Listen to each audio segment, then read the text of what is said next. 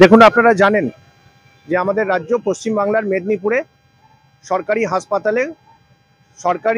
হাসপাতাল থেকে যে স্যালাইন প্রসূতিদের দেওয়া হয়েছিল, সেই স্যালাইন গ্রহণ করার পর একজন প্রসূতি মারা যায় এবং 3 জন গুরুতর অবস্থায়, আশঙ্কাজনক অবস্থায় দিন কাটাচ্ছেন। একজনকে পিজি হসপিটালে ট্রান্সফারও করা হয়েছে। আমাদের বক্তব্য একটাই এবং সোজাসুজি যে 2011 সালের পর থেকে আমাদের পশ্চিমবঙ্গে বর্তমান সরকারের নেতৃত্বে, যার মাননীয় মুখ্যমন্ত্রী শ্রীমতী মমতা বন্দ্যোপাধ্যায়, যার স্বাস্থ্যমন্ত্রী শ্রীমতী মমতা বন্দ্যোপাধ্যায়, তার নেতৃত্বেই যত সময় অতিক্রান্ত হচ্ছে স্বাস্থ্য ব্যবস্থা ভেঙে পড়েছে। তারই উদাহরণ, ঝুড়ি ঝুড়ি উদাহরণ আপনারা পশ্চিমবঙ্গে পাবেন। শুধুমাত্র মেদিনীপুর নয়, গোটা রাজ্যের সমস্ত হসপিটালের একই অবস্থা। সরকারি হসপিটালের যে পরিকাঠামো, যে উন্নয়ন বামফ্রন্ট সরকার দীর্ঘ 34 বছরে করে গেছিল, তা প্রত্যেক দিন দায়িত্ব নিয়েই এই সরকার ভেঙে ফেলছে, সর্বনাশ করছে, ধ্বংস করছে। আমাদের কথা একটাই যে আমাদের রাজ্যের মাননীয় মুখ্যমন্ত্রী এবং স্বাস্থ্যমন্ত্রীকে এই ঘটনার নিরপেক্ষ তদন্ত করাতে হবে এবং যারা দোষী বা যারা এই ঘটনার সাথে যুক্ত তাদের উপযুক্ত শাস্তি দিতে হবে। মুখ্যমন্ত্রী নীরব দর্শকের ভূমিকা পালন করলে হবে না। যদি তিনি মনে করেন যে পশ্চিমবঙ্গের স্বাস্থ্য ব্যবস্থাকে তিল তিল করে যা বামফ্রন্ট সরকার গড়ে তুলেছিল সেই ব্যবস্থাকে তিনি ভেঙে দেবেন আর পশ্চিমবাংলার মানুষ চুপ করে বসে থাকবে, এটা হবে না। মুখ্যমন্ত্রীর কাছে আমরা সতর্ক বার্তা দিতে চাইছি যে এখনো সময় আছে। পশ্চিমবাংলার সর্বসাধারণের জন্য স্বাস্থ্য ব্যবস্থাকে এখনই কন্ট্রোলে আনতে হবে।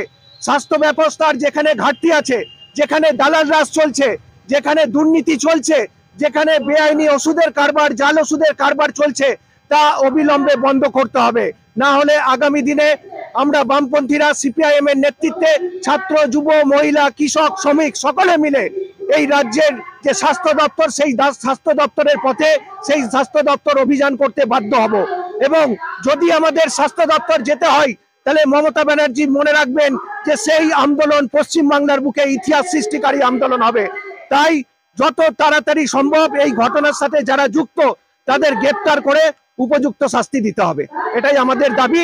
আমরা রামপুরহাট শহরে মিছিল করেছি, মাননীয় স্বাস্থ্যমন্ত্রীর কুশপুতলিকা পড়িয়েছি, এখন সভা চলছে আমাদের।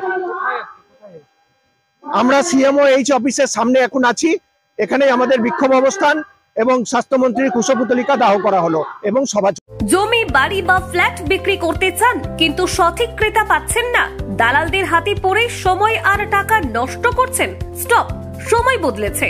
বীরভূম টাইমস নিয়ে এসেছে আপনার জমি, বাড়ি বা ফ্ল্যাট বিক্রির সহজ ও দ্রুত উপায়। আমাদের মাধ্যমে আপনার বিজ্ঞাপন পৌঁছে যাবে শুধু রামপুরহাট বা বীরভূমের নয়, সারা দেশের সম্ভাব্য ক্রেতাদের কাছে। বিজ্ঞাপন দিন একদম অল্প খরচে, আর দেখুন কিভাবে দ্রুত সাড়া পান। দালাল ছাড়াই সঠিক ক্রেতার সাথে সরাসরি যোগাযোগ করুন। শুধু জমি কিংবা বাড়ি নয়, আপনার ব্যবসা, পণ্য বা সার্ভিসের বিজ্ঞাপন দিয়েও পেতে পারেন হাজারো মানুষের দৃষ্টি। বীরভূম টাইমস আপনার প্রচারের সেরা মাধ্যম।